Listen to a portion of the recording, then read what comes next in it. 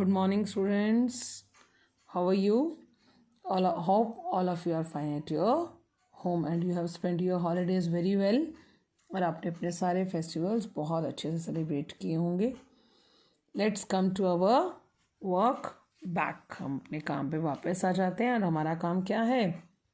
English reader की book का chapter number 15. What's the heading of that? The Indian Republic Day. Read the heading again. The Indian Republic Day. भारतीय गणतंत्र दिवस. क्या होता है? What is that? As we all know, हमने जैसे सरदार वल्लभ भाई पटेल जी के चैप्टर में भी पढ़ा ना कि हम ब्रिटिशर्स के गुलाम थे.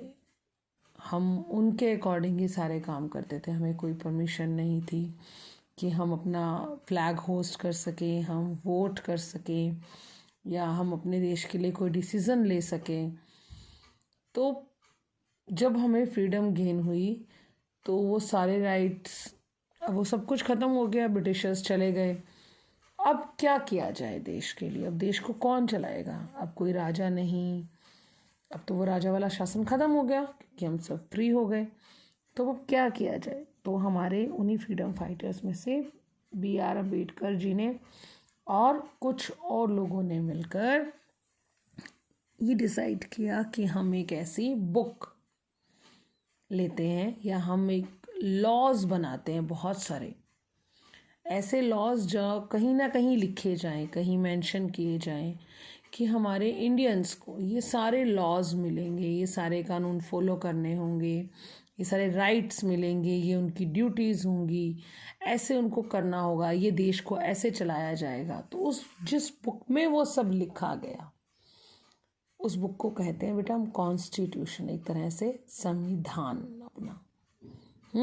आपने कभी सुना हो तो न्यूज़ में आता है जैसे 370 धारा आपने सुनी है ये शायद, कि कश्मीर में ये ख़त्म हो गई, अब कश्मीर हमारा स्टेट बन गया, है ना. तो उसको हमने अपने देश में मिला लिया. पहले वो अलग था. तो अगर आप न्यूज़ के बारे में थोड़ा थोड़ा कहीं कहीं सुनते हो तो आपको कुछ ना कुछ ज़रूर पता चलेगा कि कभी कुछ कानून थे, अब वो कुछ और चेंज हो गए. जैसे आप सीरियल्स भी देखते हो, उसमें ऐसे लिखा होता है ना, इस एक्ट के अंडर ये वाली FIR उस पर लग गई, ये तो राइट है मेरा, राइट टू कंज्यूमर जैसे, है ना. आपका कंज्यूमर का राइट है कि आपको कुछ प्रॉब्लम हो जाती है कुछ इनटेक करने से, कोई प्रोडक्ट यूज़ करने से, तो आप कोर्ट में जा सकते हो. होता है ना. ऐसी जैसे गैस है, गैस आती है आपके घर पे, सिलेंडर्स आते हैं, तो फिर आपको कुछ कंज्यूमर्स को राइट मिलते हैं कि नहीं, उसका अगर कोई मिसयूज़ होता है या आपके साथ कुछ मिस हैपनिंग हो जाती है तो क्या हो सकता है. अगर हम किसी चीज़ को मिसयूज़ करते हैं, ड्राइविंग लाइसेंस है वो हम नहीं बनवाते हैं और हम ड्राइव करते हैं, तो हमारी मोरल ड्यूटी है, तो हमें क्या पनिशमेंट मिलेगी. तो कॉन्स्टिट्यूशन में ये सारी बातें लिखी गई कि हमें क्या राइट्स हैं और क्या हमारी ड्यूटीज़ हैं. उस कॉन्स्टिट्यूशन को जिस दिन पूरे देश पे लागू किया गया, दैट वाज 26 जनवरी 1950. तो उसके बाद हम हर साल 26 जनवरी को अपना रिपब्लिक डे सेलिब्रेट करते हैं कि अब हमारे देश में एक ऐसी कानून व्यवस्था बन गई जिसका हम सभी इंडियंस पालन ज़रूर करेंगे. And we all obey our constitution. हम अपने देश के सभी कानूनों का पालन करते हैं. तो it was just like a festival for us कि अब हम लोगों को एक अधिकार मिल गए, हमारे कुछ राइट्स बन गए, कुछ हमारी ड्यूटीज़ बन गई. तो हमारे लिए जैसे बाकी सारे फेस्टिवल्स होते हैं, बर्थडे, एनिवर्सरीज, दिवाली, दशहरा, इन सब के भी रीज़न होते हैं ना. 26 जनवरी भी रिपब्लिक डे क्यों है, इसका यही रीज़न है. सो बाकी कुछ और चीज़ें हमें इस चैप्टर को रीड करने से समझ में आएंगी और कोशिश करूँगी आपके पास थोड़ी और कुछ ऐसी इन्फॉर्मेशन भेज सकूँ कि आपको जिससे ये क्लियर हो जाए कि रिपब्लिक डे क्या है, हम उसको क्यों मनाते हैं. ठीक है. So let's read our chapter. January 26 is our Republic Day.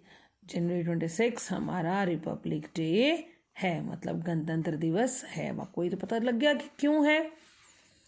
We celebrate this day every year, हम इसको हर साल मनाते हैं। दिवाली भी भगवान जी की दया से हम हर साल मनाते हैं, दशहरा भी, राखी भी, भाई दूज भी, जन्माष्टमी भी, सारे त्यौहार मनाते हैं ना हम हर साल। तो हम इसको क्यों ना मनाएं, ये भी हमारा एक फेस्टिवल है। It was on this day in 1950 that India became a, इस वर्ड को बहुत ध्यान से पढ़ेंगे बेटा, सोवरन, ओके, सॉवरन, क्या बोलेंगे इसको, sovereign democratic Republic and had a constitution of her on. इस दिन 1950 ईयर में इंडिया एक ऐसा कंट्री बन गया था जो इंडिपेंडेंट था। अब वो किसी का गुलाम नहीं था, उसके पास अपनी कानून व्यवस्था थी, अपने लॉज थे, अपने राइट्स थे, अपनी ड्यूटीज़ थी कि हाँ अब हम देश को ऐसे चलाएंगे। डेमोक्रेटिक, जिसमें हम पीएम को चूज़ करते हैं, अपने सीएम को चूज़ करते हैं। Republic and had a constitution of her own, वही कि हमारा अपना एक संविधान था हमारे पास। The republic day is celebrated all over the country. गणतंत्र दिवस हर पूरे देश में मनाया जाता है। सिर्फ ऐसा नहीं है कि दिल्ली में रेड फोर्ट पे फ्लैग होस्ट कर दिया जाता है और बन जाता है, नहीं, हर सिटी में, स्कूल्स में सेलिब्रेट करते हैं ना। आप भी अपने स्कूल में, है ना, फंक्शन भी होता है स्कूल में। हर स्टेट में अलग अलग जगह पे, हर डिस्ट्रिक्ट में कहीं ना कहीं फ्लैग होस्टिंग, कुछ ना कुछ ऐसे इवेंट्स, प्रोग्राम्स किए जाते हैं जिससे सबको ये फील ज़रूर आए, yes it is a festival for the complete country with great pomp and show, मतलब धूमधाम के साथ। इन दिल्ली में it is celebrated with great enthusiasm, थोड़ा सा ज़्यादा होता है उत्साह क्योंकि वो हमारा कैपिटल है पूरे कंट्री का। एंड जॉय, और ज़्यादा खुशी के साथ। A special parade is held on this day, इस दिन एक स्पेशल परेड की जाती है। आप सब अगर टीवी पे देखें तो अब वो पूरी परेड लाइव टेलीकास्ट होती है बेटा। Early in the morning people begin to assemble at Rajpath, ये वो जगह है जहाँ पे ये परेड कराई जाती है। And other places from Rajpath to red fort to watch the parade, और राजपथ से लेकर रेड फोर्ट तक भी इस परेड को देखने के लिए लोग सुबह सुबह इकट्ठे हो जाते हैं। The president of India takes the salute, president, राष्ट्रपति। देखो इंडिपेंडेंस डे वाले दिन सैल्यूट कौन लेता है, हमारे प्राइम मिनिस्टर, और इस दिन कौन लेता है, president. This is the main difference, ये ध्यान रखना है आपको। अ procession starts from Vijay Chowk, ये प्रोसेशन क्या होता है बेटा, झांकियाँ निकलनी शुरू होती हैं, परेड शुरू होती है, ठीक है। प्रोसेशन का मीनिंग होता है वैसे एग्जैक्ट परेड, मतलब परेड चलनी शुरू होती है कहाँ से, विजय चौक से। ये भी एक दिल्ली में प्लेस है। All the 3 wings of the armed forces take part in the parade. आपकी एयर फोर्स, नेवी और सिविल फोर्स है ना, तो वो सभी इसमें पार्टिसिपेट करते हैं। There is a display of various arms, मतलब बहुत सारे शस्त्र, जैसे टैंक्स हमारी राइफल्स, हमारी स्टेन गन्स, मतलब अलग अलग जो भी हमारे न्यू मिसाइल्स सब हमने अपनी आर्मी में ज्वाइन किया होता है, उन सब का भी इसमें डिस्प्ले किया जाता है ताकि लोगों को पता लगे कि हाँ हमारी सेना के पास इतने ज़्यादा बिल्कुल न्यू लेटेस्ट वेपन्स हैं, आर्म्स हैं, मतलब शस्त्र हैं, ताकि उन्हें ये लगे कि yes we are ready for any type of attack और any type of disturbance caused by any other country, कि कोई भी कंट्री अगर हमारे देश में कोई डिस्टर्बेंस करेगा तो हम उसके लिए रेडी हैं। तो इससे हमारे जो कॉमन पीपल होता है उनको भी अवेयरनेस होती है कि हमारे देश में कौन कौन से वेपन्स आर्म्स अवेलेबल है। यस बेटा, let's read this sentence again. There is a display of various arms, tanks, big guns and other weapons of war. युद्ध में यूज होने वाले बहुत सारे आर्म्स, टैंक्स, बड़े बड़े गन्स और वेपन्स भी डिस्प्ले किए जाते हैं। मिलिट्री बैंड्स मीन्स मिलिट्री में आपने देखा होगा, अगर आपने कभी परेड देखी है तो बिल्कुल स्टार्टिंग में वो म्यूज़िकल एक इंस्ट्रूमेंट, जैसे आपके स्कूल में भी घोष होता है, आपने कभी देखा है ना, हमेशा जैसे बिल्कुल स्टार्टिंग में जो बच्चे स्कूल में आते हैं इंडिपेंडेंस डे या रिपब्लिक डे पे, उन्होंने देखा हो अगर या वीडियो देखी हो या बड़े भाई या बहन ने बताया हो उनको कि जब कोई भी चीफ गेस्ट हमारा आता है तो उसको फुल म्यूज़िक के साथ ड्रम बीट, फ्लूट, ये सब बजाते हुए हम अंदर एंट्री करा के लाते हैं।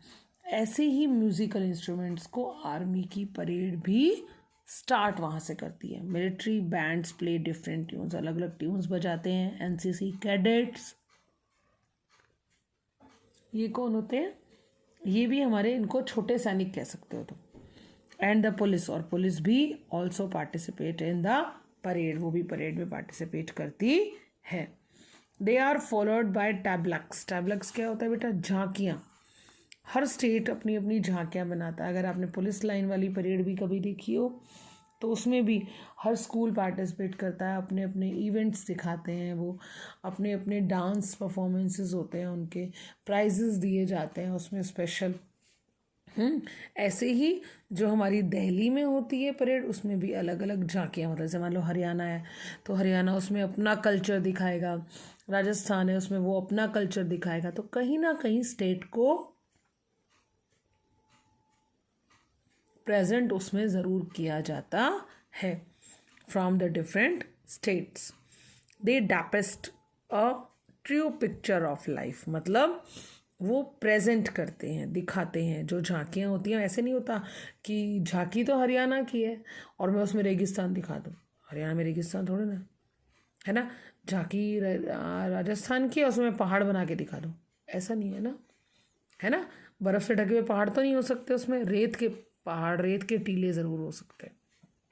तो जो झांकियाँ होती हैं वो वहाँ का कल्चर दिखाती हैं। उसमें कुछ भी आप यूँ चेंजेस कर सकते हो कि हाँ पिछली बार हमने ऐसे दिखाया था, आपकी बार कुछ और डिफरेंट ऐड करते हैं। लेकिन जिस भी स्टेट की झांकी होती है वो उसके life, customs of the people, वहाँ के लोगों के क्या रीति रिवाज हैं ऑफ द रिस्पेक्टिव स्टेट, उनके बारे में बताती है। And the progress they have made after independence, और आज़ादी के बाद से लेकर अब तक उन्होंने क्या क्या प्रोग्रेस किया है, कैसे कैसे डेवलपमेंट्स की हैं, वो बताती है।